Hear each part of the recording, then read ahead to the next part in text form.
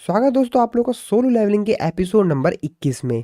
तो जैसा कि लास्ट वाले एपिसोड में हम लोगों ने देख लिया था, जिन्वू सेकंड स्ट्राइक स्क्वाड के साथ डंजन के अंदर जाता है एक पोर्टर के तौर पर। तभी इन लोगों के ऊपर कुछ मॉन्स्टर्स अटैक कर देते हैं, लेकिन वो सभी जो मॉन्स्टर्स होते हैं इन हंटर्स के ऊपर बहुत ही ज्यादा भारी पड़ रहे होते हैं और इनमें से काफी सारे हंटर को काफी ज्यादा घायल कर देते हैं। और हीलर जो होते हैं वो यहाँ पर हील कर रहे होते हैं। तो उन्हीं हीलर्स में से जो गर्ल हीलर होती है उसके ऊपर एक मॉन्स्टर काफी तेजी से उसके ऊपर अटैक करने वाला होता है, लेकिन एंड मौके पे आकर जिन्वू उस गर्ल को बचा देता है और वहीं पे हमारा लास्ट वाला एपिसोड खत्म हो गया था। तो इस एपिसोड की शुरुआत में उसी मॉन्स्टर को दिखाया जाता है जो कि वहां से डिसअपेयर हो जाता है। तो जिन्वू ने असल में अपने डैगर के ऊपर उसके ऊपर अटैक किया होता है और इसी वजह से जिन्वू का जो डैगर होता है उसकी पावर उसके ऊपर एक्टिवेट हो जाती है। ये देखकर हीलर गर्ल जो होती है तो काफी ज्यादा हैरान होती है कि आखिरकार ये सब कैसे हो रहा है, ये कर कौन रहा है। साथ ही में यहाँ पर जितने भी हंटर्स होते हैं वो लोग भी ये चीज नोटिस करते हैं कि अब उन लोगों को मॉन्स्टर से लड़ने के लिए ज्यादा ताकत का इस्तेमाल नहीं करना पड़ रहा है और ये बल्कि उनके ऊपर ही भारी पड़ रहे हैं उल्टा। तो असल में जिन्वू अपने हाइडिंग एबिलिटी का इस्तेमाल करके यहाँ पर जितने भी मॉन्स्टर्स होते हैं उनके ऊपर अपने डैगर से अटैक करता है और जिन्वू का जो डैगर होता है उसकी पावर एक्टिवेट होते ही इनकी जो हेल्थ होती है वो काफी ज्यादा कम हो जाती है और इसी वजह से यहाँ पर जितने भी हंटर्स होते हैं वो इन मॉन्स्टर्स के ऊपर भारी पड़ रहे होते हैं। मिस्टर सॉन की हुनी देख के काफी ज्यादा हैरान होते हैं। वो कहता है भाई ये सब क्या चल रहा है, आखिरकार ये लड़ाई नहीं ज्यादा इजी कैसे हो गई। हम लोग बाकी सभी जितने भी मॉन्स्टर्स होते हैं उनके शरीर पर देखते हैं जिनके ऊपर जिन्वू के डैगर से अटैक हो रहा होता है और वो लोग भी काफी ज्यादा घायल हो रहे होते हैं। जिन्वू अपने मन में सोचते हुए कहता है कि मैं इन हाई ऑर्क्स को अपनी पावर का इस्तेमाल करके कमजोर तो कर रहा हूँ, साथ ही में मैं ये भी कोशिश कर रहा हूँ कि मैं इनके द्वारा पकड़ा ना जाऊँ, ये लोग मेरे को देख ना पाए। लेकिन मेरे को ऐसा लग रहा है कि इनमें से कुछ जो हाई ऑर्क्स हैं उन्होंने मेरे को नोटिस कर लिया है। तभी जिन्वू उनमें से जो एक मॉन्स्टर होता है उसके काफी ज्यादा करीब जाके अपना डैगर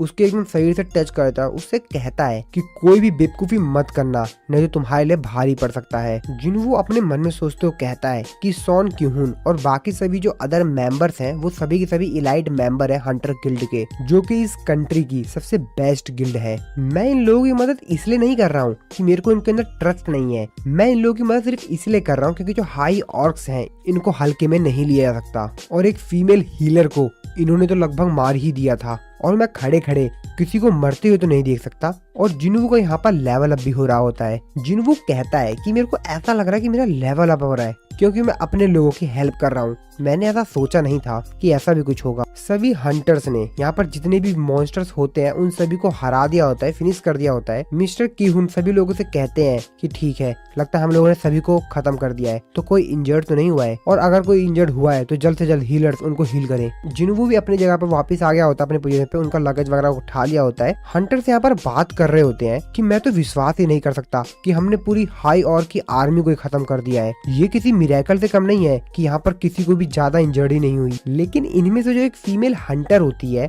वो अपने मन में सोचते हुए कहती है कि ये पोर्टर हम लोगों को बेवकूफ समझता है। तो वो जिन्वू की ही बात कर रही होती है। वो कहती है कि मैं एक मैजिक कैस्टर हूँ और ऑफ कोर्स मैंने इसको नोटिस कर लिया था जब इसने अपने कैमोफ्लेज स्किल का इस्तेमाल किया था। तभी हीलर गर्ल अपने कैप्टन को बताती है जब मेरे ऊपर हाई ऑर्क ने अटैक कर दिया था तो मैंने नोटिस किया क्यों मेरे सामने ही हवा में पूरी तरीके से गायब हो गया। मिस्टर की-हुन कहते हैं ओ तो ये बात है, तो क्या तुम ये कहना चाहती हो कि किसी ने यहाँ पर सीक्रेटली कास्ट स्पेल किया था। साइड में खड़ी एक हंटर जिसका नाम गीना होता है उससे बोलता है कि क्या वो तुम थी। गीना उसको साफ साफ मना कर देती है, वो कहती है कि नहीं मैं तो कर भी नहीं सकती हूँ और वैसे भी उस फाइट के दौरान उन हाई ऑर्क से बचकर कास्ट स्पेल करना ये बहुत ज्यादा मुश्किल काम है और हमारे पास कोई ऐसा मेज नहीं है जो कि कर्स स्पेल का इस्तेमाल कर सकता है। और हमारा जो स्ट्राइक स्क्वाड है उसमें जो ज्यादातर लोग हैं वो फाइट टाइप मूव का इस्तेमाल कर सकते हैं और हमारे पास कोई भी असैसिन टाइप का हंटर नहीं है। तभी यहाँ पर वो जो हंटर गर्ल होती है जिसने जिन्वू के ऊपर नोटिस किया था कि ये जिन्वू ही गड़बड़ कर रहा है, वो कहती है कि हाँ ये सही बोल रही है, जरूर यहाँ पर कोई आउटसाइडर है। वो अपने मन में सोचते हुए कहती है कि ऐसा लग रहा है कि किसी वजह से ये अपनी जो ट्रू आइडेंटिटी है उसको छुपा रहा है, तो लगता है कि मेरे को अभी चुप ही रहना चाहिए। मिस्टर सॉन की-हुन भी कहते हैं कि हाँ ये चीज तो मैंने भी नोटिस की थी।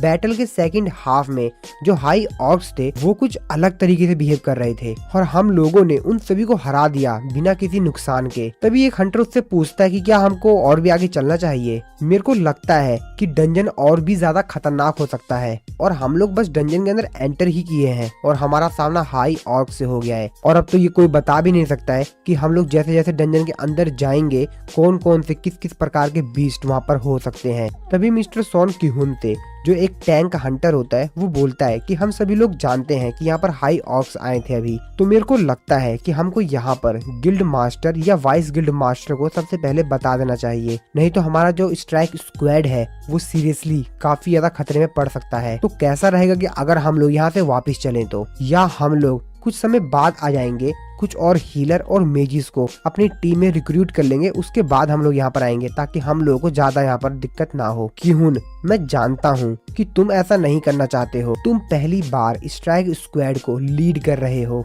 लेकिन मेरे को लगता है कि हम लोगों को वापस होना चाहिए, हमें वापस चलना चाहिए। मिस्टर की-हून भी अपने मन में सोचते हुए कहता है कि अगर मैं इस रेड को सक्सेसफुली कंप्लीट कर लेता हूँ तो मैं सेकंड स्ट्राइक स्क्वाड का ऑफिशियल लीडर बन जाऊंगा, और मेरे को नहीं लगता कि मेरे को सेकंड चांस दिया जाएगा। जिनवू अपने मन में सोचते हुए कहता है कि ये डिसीजन इसके लिए आसान नहीं होने वाला है, क्योंकि हर हंटर चाहता है कि वो डंजन को क्लियर करे, लेकिन हाँ, अगर ये काफी अच्छा लीडर होगा तो ये चूज करेगा। और तभी मिस्टर की-हून जो होते हैं वो कहते हैं कि चलो ठीक है, हम लोग वापस चलेंगे। तो असल में सांग जिन-वू भी अपने मन में यही सोच रहा होता है कि एक अच्छा लीडर इस समय पर यही चॉइस करेगा कि उसे अभी वापस चलना चाहिए, क्योंकि उसे नहीं मालूम कि डंजन के अंदर और कितने ज्यादा खतरनाक मॉन्स्टर्स हो सकते हैं। जब उनका सामना पहले ही खतरनाक मॉन्स्टर से हो गया है तो डंजन के अंदर पता नहीं कौन कौन से मॉन्स्टर्स मिल सकते हैं, और इसीलिए इस सिचुएशन में एक अच्छा लीडर यही चॉइस करेगा कि वो वापस चले। बाकी सभी जो हंटर्स होते हैं वो भी राहत की सांस लेते हैं। मिस्टर सॉन की-हून उनसे कहते हैं कि मैं इतना बड़ा भी इडियट नहीं हूँ। और ये लोग जब डंजन से बाहर जा रहे होते हैं तभी वो लोग देखते हैं कि डंजन से बाहर जाने का जो रास्ता होता है वो बंद हो गया है। वो कहते हैं क्या बैरियर? हंटर गर्ल उन लोगों को बताती है इस कास्ट को सिर्फ एडवांस स्पेल का इस्तेमाल करके करा जा सकता है। सॉन की-हून कहते हैं कि जब हम लोग अंदर आए थे तब तो कोई दिक्कत नहीं थी, अब बाहर जाते समय ब्लॉक हो गया, आखिरकार यहाँ पे चल क्या रहा है, क्या हम इसको रिमूव कर सकते हैं? जिस पर वो गर्ल उसको बताती है कि हाँ, हम लोगों को बस थोड़ा सा टाइम लगेगा। वो अपने मन में सोच तो कहती है कि सबसे इम्पोर्टेंट चीज तो ये है कि इस डंजन के अंदर ऐसा कुछ है जो कि एडवांस स्पेल को कास्ट कर सकता है, और ये अच्छी बात है कि हम लोग यहाँ से बाहर जा रहे हैं। लेकिन इसमें कोई डाउट भी नहीं है कि हमारा जो इस समय स्ट्राइक स्क्वाड है वो इतना कैपेबल नहीं है कि वो इस डंजन को क्लियर कर पाए। और तभी वो यहाँ पर कुछ सेंस करती है, वो यहाँ पर अच्छे समझने की कोशिश करती है, तो उसको यहाँ पर पता चलता है, वो कहती है क्या ये तो इस डंजन का बॉस है? अरे नहीं। तभी वो यहाँ पर गीना से कहती है, गीना जल्दी से मेरी मदद करो, हम लोग को इस बैरियर को यहाँ से हटाना होगा जल्द से जल्द। और फिर गीना भी उसकी मदद करने के लिए आ जाती है। जिनवू ये सब कुछ देख रहा होता है, वो अपने मन में सोचते हुए कहता है कि ये जो बैरियर है ये इतना ज्यादा ताकतवर है कि ये इतना ज्यादा माना वेव्स को प्रोड्यूस कर रहा है कि जो हंटर्स माना वेव्स के बारे में कुछ जानते भी नहीं है, उसके बारे में कुछ समझते भी नहीं है, वो भी इस चीज को सेंस कर सकते हैं। ये तो कुछ अलग ही हो रहा है। जो मैजिशियन गर्ल हंटर होती है वो अपने मन में सोचते कहती है कि आखिरकार डंजन के जब हम लोग बाहर थे तब कोई भी इन माना वेव्स को डिटेक्ट क्यों नहीं कर पाया? तो क्या इसका मतलब ये है कि बॉस अपने प्रेजेंस को हाइड कर सकता है? और वो बहुत ताकत लगा रही होती है कि वो इस बैरियर को ब्रेक कर दे, लेकिन उसकी खुद की यहाँ पर हालत खराब हो गई होती है, लेकिन वो बैरियर टूट ही नहीं पाता है। तभी इन लोगों के ऊपर एक कर्ज स्पेल होता है जिससे कि जितने भी मेजेस होते हैं उन सभी लोगों के ऊपर कर्ज लग जाता है और वो सभी के सभी काफी ज्यादा घायल हो जाते हैं। सभी हंटर्स पीछे देखते हैं, वो पीछे देख के काफी ज्यादा हैरान होते हैं। वो कहते हैं ओ भाई ये क्या है? अब हमारा स्ट्राइक स्क्वाड 20 हाई लेवल के ऑर्क्स को बहुत ही ज्यादा मुश्किल से हैंडल कर पाया था, उनको हरा पाया था, लेकिन अब ये तो 50 से भी ज्यादा है। उन लोगों के सामने काफी सारे हाई ऑर्क्स आगे होते हैं जिनको देखकर वो सभी के सभी काफी ज्यादा डर जाते हैं। उनमें तो जो एक ऑर्क होता है वो मिस्टर की-हून के पास आता है। की-हून उन लोगों से कहता है कि हम इनसे लड़ नहीं सकते और अगर हम लोगों ने इनसे लड़ने की कोशिश की तो हम लोग मारे जाएंगे। पीछे खड़ा जो टैंक होता है वो अपने मन में सोचते कहता है कि अगर हम लोगों के पास इस समय मिस्टर चोई या मिस चाही होती तो हम लोग कुछ और ही सिचुएशन में होते। तभी यहाँ पर जो ऑर्क होता है वो बोलता है कि सुनो इंसान, मैं कारगलन हूँ और मैं तुमसे मिलना चाहता था। ये देख के